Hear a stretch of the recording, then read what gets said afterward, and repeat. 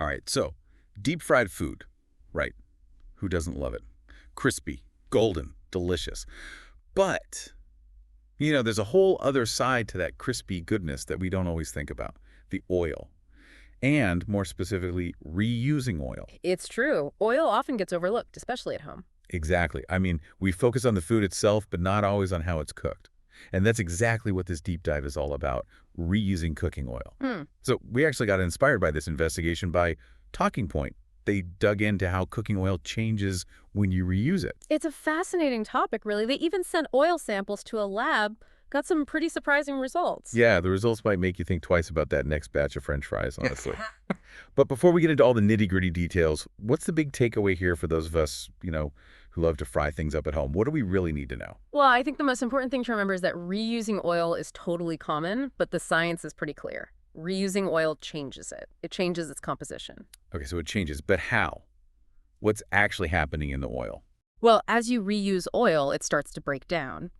And this can lead to, well, some not so good stuff.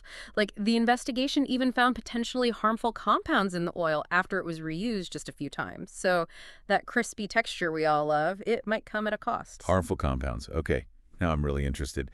So tell me more about what they found and what that means for, like, what we do at home in our kitchens. Well, the lab analysis found things like oxidized fats and also aldehydes, even in oil that was reused, like I said, just a couple of times. And those are bad because... Well, oxidized fats, they've been linked to an increased risk of heart disease. Hmm. And aldehydes, well, those are actually known carcinogens. Okay, so even just a few uses can create some potentially dangerous compounds. Yeah. That's a little concerning, to be honest. I know the investigation mainly focused on hawker stalls, but how does that translate to home cooking? Is it the same situation? Yeah, that's a great question.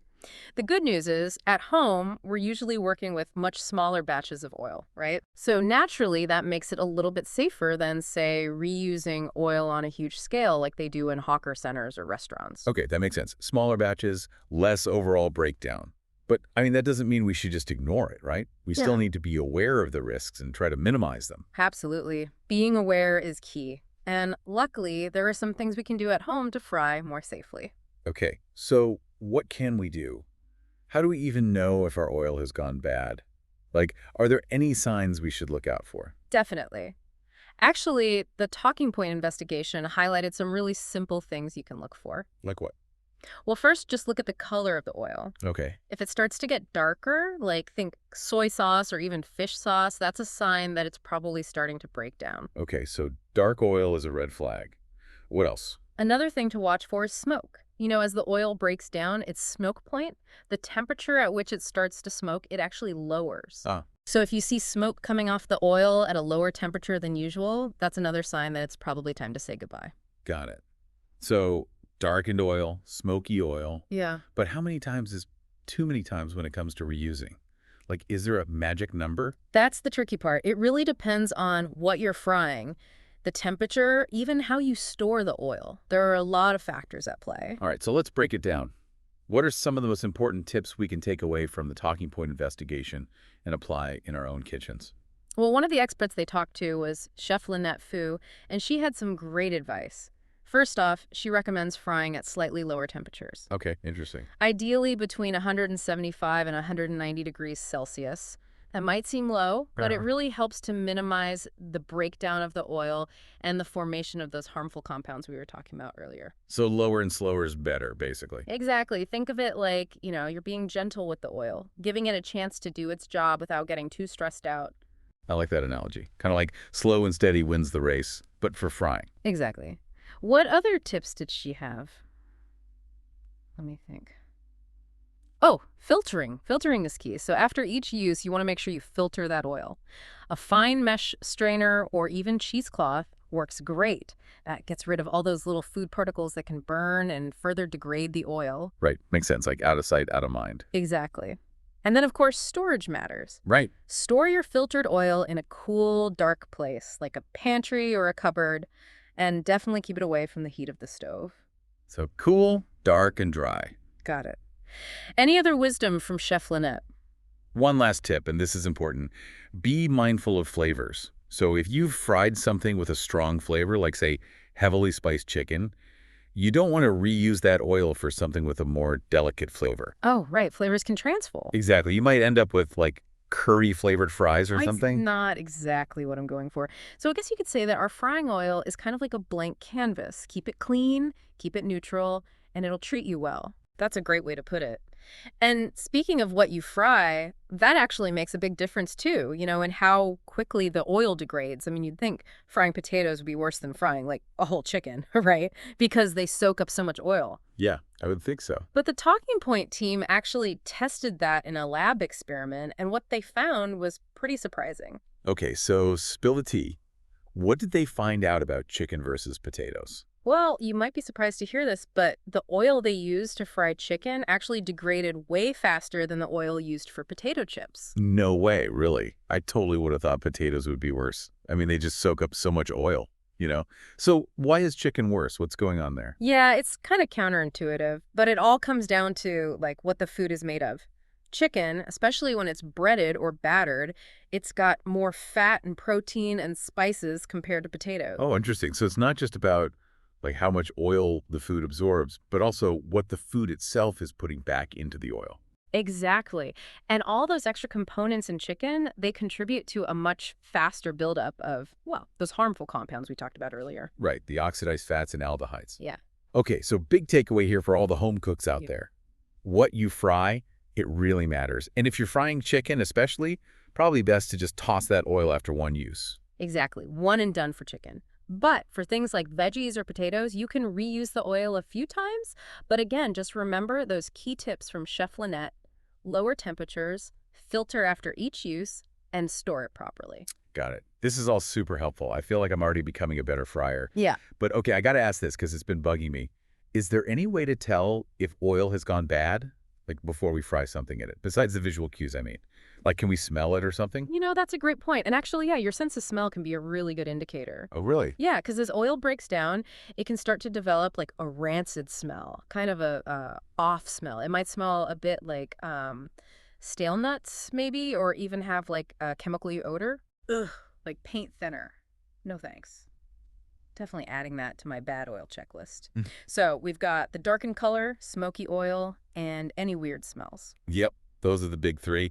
And honestly, if you're ever in doubt, it's always better to just err on the side of caution and toss it out. I mean, it's not worth risking your health. Totally agree. Better safe than sorry, especially when it comes to, something we're putting into our bodies. But going back to the chicken for a sec, since we only get like one use out of the oil for that, are there any extra tips for frying chicken safely? Things we can do to make sure we're doing it right. Definitely. Those lower temperatures we talked about, those are especially crucial when you're frying chicken. Higher temps just speed up the whole breakdown process. So keep that thermometer handy and aim for that 175 to 190 degrees Celsius sweet spot. Okay, low and slow, just like we talked about. Got it. Anything else for like getting the most out of our chicken frying oil since we only get the one use? Let me think. Oh, make sure your chicken is nice and dry before it goes into the oil. Ah, good tip. Excess moisture, it causes splattering, and that can actually speed up the oil's degradation. So pat those chicken pieces dry with some paper towels before you let them hit the hot oil. Makes total sense. It's like when you're trying to sear a steak, right? Dry is key. Exactly. And another thing, if you're using a batter or breading, try to keep it light. A thick, heavy batter, it's just going to absorb more oil, and that's going to, contribute to the breakdown process. Right, so thin and crispy is the goal. But what about after we've had our crispy chicken feast? Any chance of, like, salvaging that oil, or is it a lost cause at that point? Honestly, I hate to say it, but even with the best practices, frying chicken, it's going to take a toll on that oil. Yeah. I mean, if you really want to try reusing it, you got to filter it really well to get rid of any like little bits of batter or crumbs, and then store it in a clean, airtight container in a cool, dark spot like we talked about before. But even then, we're probably only talking, like, one or two more uses max, right? Yeah, I'd say so. And probably not for anything too heavy or flavor intense. Think of it like, a retirement plan for your oil. It's already done the heavy lifting, so let's give it a break and an easy finish to its career. I love that. Makes perfect sense. Speaking of retirement, should we maybe retire this part of our deep dive and move on to the next topic? Yeah. What do you think? Sounds good to me. There's still so much more to explore when it comes to cooking oil and how it impacts, well, pretty much everything. So we've talked a lot about how to reuse oil safely and all that. But I'm curious, like, why do we even bother reusing it in the first place? I mean, yeah, saving money and, trying to be less wasteful are good reasons. But is there something more to it than that? That's a really interesting question. Because you're right, reusing oil, it's often tied to like deeper reasons. For some people, it's tradition, you know? Yeah. It's a practice that's been passed down through generations, kind of like a little culinary secret from grandma's cookbook. Oh, yeah, totally. I can see that. There's like a certain comfort in those traditions, a connection to the past. Absolutely. And then for others, reusing oil, it's about the flavor. Some people swear it makes certain dishes taste better. Really, now that you mention it, I think I've heard that before. It's like the oil gets seasoned over time, kind of like a cast iron skillet. Exactly. It picks up like subtle flavors from the previous batches, and that adds a complexity you just don't get with fresh oil. Huh, interesting. So there's like a historical argument for reusing oil and even a culinary one, but I'm guessing there are some downsides too, right? Aside from the health risks we already talked about. Oh, for sure. I mean, one of the biggest downsides is definitely the environmental impact. Like, if you don't dispose of used cooking oil properly, it can be really harmful.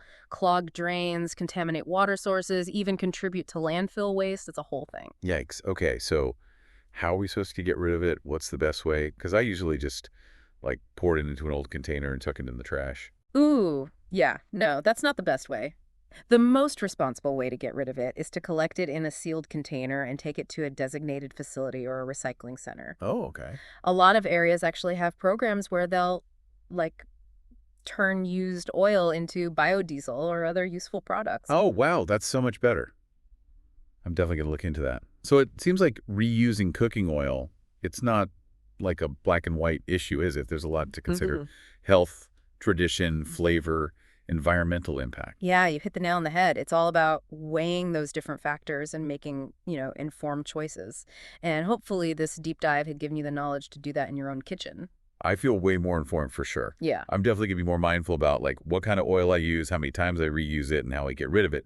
But thinking bigger picture for a minute, what about the future of cooking oil? Are there like any cool innovations on the horizon that might change how we fry our food? Ooh, that's a great question. And the answer is a resounding yes. Hmm. There's some really exciting stuff happening in the world of cooking oils. Like, scientists are developing new types of oils that are way more stable at high temperatures, so they're less likely to break down. That's awesome. And there's even research being done into, get this, frying technologies that use way less oil, or even, wait for it, no oil at all. Oh, hold on. Frying with no oil. That sounds kind of like magic. Imagine all those crispy, crunchy textures, but without any of the guilt or worry. Right. It's a pretty exciting prospect. And I think that's like the beauty of science and innovation. There's always something new to discover, So stay curious and be ready for a future where fried food is healthier and more sustainable than we ever thought possible. I'm so there. Yeah. Well, thanks so much for joining me on this deep dive into the world of cooking oil. It's been a real eye-opener. And to everyone listening out there, remember, knowledge is power, especially when it comes to, our health and well-being. Until next time, stay curious, stay informed, and keep on learning.